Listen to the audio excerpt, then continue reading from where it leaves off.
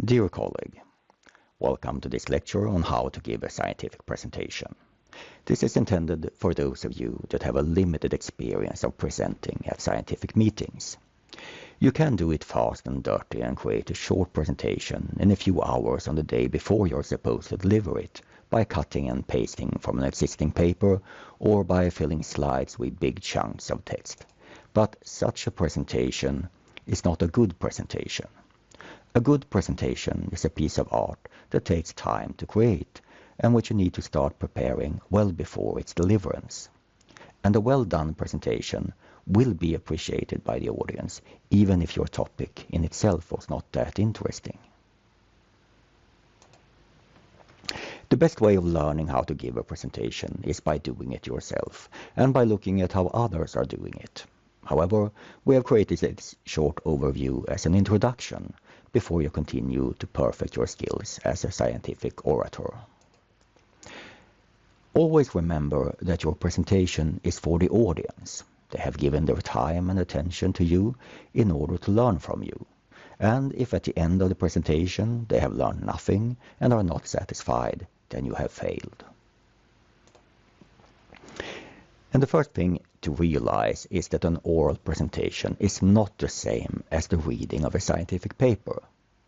In your scientific paper, you will start from the very beginning and tell a detailed and structured tale, and you will present all the evidence supporting your claims and discuss your findings in the necessary detail regarding strengths and weaknesses, and you will provide all the necessary references. However, just reading a paper would be a very dull experience for the audience. And you should try to make it more entertaining and pedagogic. Further, the time allotted for your presentation is sometimes not long enough for much more than your abstract. This means that you have a severe time constraint and that you will have to focus on what is really important and of interest. So let's look first at time management and then on the content. Sometimes you will see a presenter who has not reached the middle of the presentation when the time is out. This is disrespectful towards the audience and organizers and embarrassing for the lecturer. This is also utterly unnecessary and easily avoidable. When giving a presentation, you don't hope for the best, but you prepare. In order to know how long your presentation really is, you can't just read it silently for yourself. You must give it as if it was for real. By rehearsing it multiple times, it will become better and better, and you will learn the phrases by heart, and your talk will become better and better coordinated with the slides. And when it's rather good, use your family or a friend as an audience to get feedback. So, rehearse the presentation and measure how long it is. Then revise it until it has the desired length. A good idea is to write down every word you intend to say in your notes, as seen here. When you see it written, it will be easier to decide what to remove. You can also use this, the speaker view, during your presentation to help you keep on track. During the presentation, keep to your plan and do not allow any sudden inspiration to derail you. This will usually wreak havoc to your time plan. And keep it on the safe side. If you have 5 minutes, then make your presentation 4:45. Then you will not be stressed and the moderators will love you. Don't accept a length of 5:30 with the idea that you will speak faster during the actual lecture. This leads to stress, a poorer performance and probable failure. And you have to realize that a few extra words that you are including are not that important. And in general, it is advisable not to talk too fast. The goal is not the number of words you are able to utter during the time of your presentation, not even the number of words that the listener will be able to recollect, but the understanding of the topic which he will take with him from your lecture. Thus, the presentation of a slow speaker will often be better remembered than that of a too fast speaker. So, we have a time constraint, but you have enough time if you're not wasting it. So let's see how you can make the most of your time. It has often been stated that one should use about 1 slide per minute. However, with the modern presentation tools, I don't believe that this rule is generally applicable, so use as many slides as you believe to be optimal. However, you will lose a few seconds every time you change a slide, so use no more than necessary. If you are using animations, program these to run automatically when possible. Reduce the number of words. Many speakers use a lot of words that are not conveying any information. Instead of saying, I think it might be a good idea to try to reduce the number of words that you are using when you are giving a presentation, so use only the ones that you really need. Just say, be laconic. And remember to replace words with pictures, animations, and videos when suitable. Let us now move on to the content of your presentation, and here you firstly need to consider your audience. Are they very familiar with the subject in general, or are you lecturing about something that you assume is new to them? Adapt your presentation in accordance with the majority of the audience, and be careful not to overestimate them. If you do not believe that they are familiar with your topic, then provide a good introduction with some background information before you turn to the results and discuss your findings and explain why they are relevant and of interest before you conclude your findings. On the other hand, if you are at a meeting of stereotactic functional neurosurgery and are presenting a clinical study on STN-DBS for Parkinson's disease, everyone will be bored if you start describing the prevalence of Parkinson's disease, cardinal symptoms, basic surgical techniques and such, and it is a waste of precious time. Don't tell the audience what they already know, but focus on what they don't know. Regardless of how you organize your lecture, try to follow a clear line and do not repeat yourself. That is with the exception of the take-home message, which you will formulate during the lecture and then clearly repeat in the conclusion. Sometimes, in order to make sure that the audience gets the message, you might even include the take-home message at the beginning of your lecture. When making a presentation, think about yourself as a guide and structure your lecture so that it will be easy to follow. Make sure that you have created a good structure and tell your story so that every part is clear and distinct, but with a seamless transition between the parts.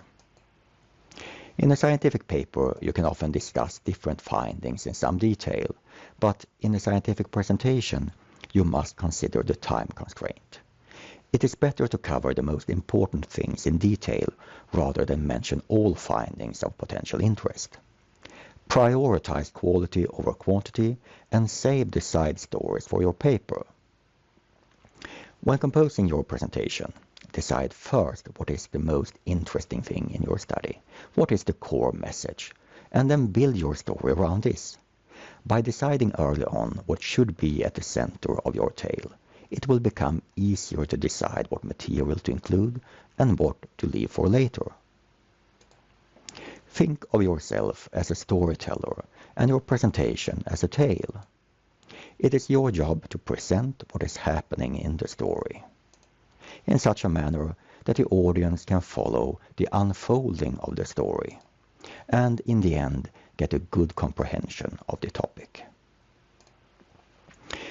Let's now move on to the slides, which you are probably creating in PowerPoint or a similar program. Remember that your slides are intended to be seen. Use a high contrast between background and text, such as here with white slides and black text.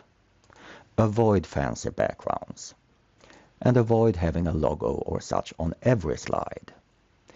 Be generous with empty space and do not use overcrowded slides. Avoid including data that you are not talking about. And remember that any details you are including in your slide should be big enough for the audience to see, even those in the back.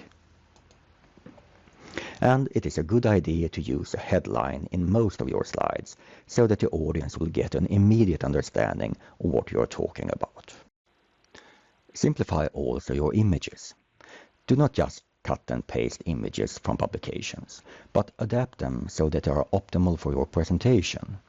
They should be simple and try to remove irrelevant information that will only overwhelm the audience. This is true also regarding videos. Do not just include a raw video and try to find what you want to show during the presentation. Edit and cut the videos so that they contain exactly what you want to show in your presentation. So, avoid irrelevant information in your images, but try to have illustrations in all or at least most of your slides. Slides with text only are very boring. Further, limit the amount of text. If you add a long text on a slide, the audience will not even bother to try to read it. Sometimes we need to include detailed tables and such just to demonstrate to the audience that we have the data. But limit such content and provide the audience with pedagogic and easily understandable figures and such when possible. If you want to draw the attention to some part of such a table, then help the audience so they know what to focus on and what you consider to be of importance.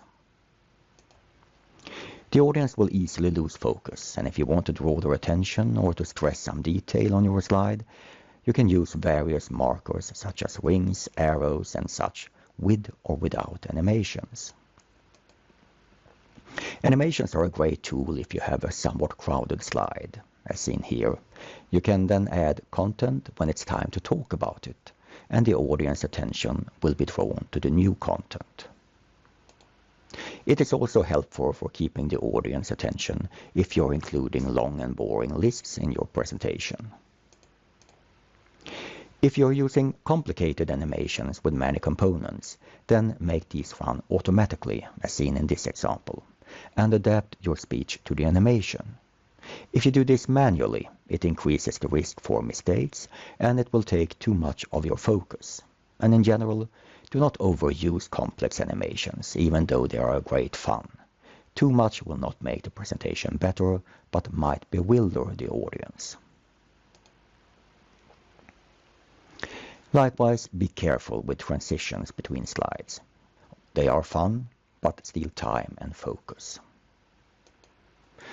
Anyhow, after all your hard work, you will have created an excellent presentation, and it is time to deliver it at the scientific meeting.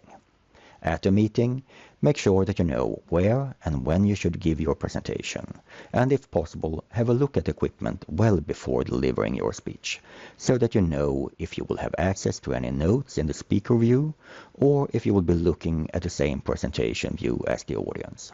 Further, if you are not supposed to use your own computer, then leave your presentation in good time to the technicians, who are usually in the lecturing hall or in the speaker-ready room.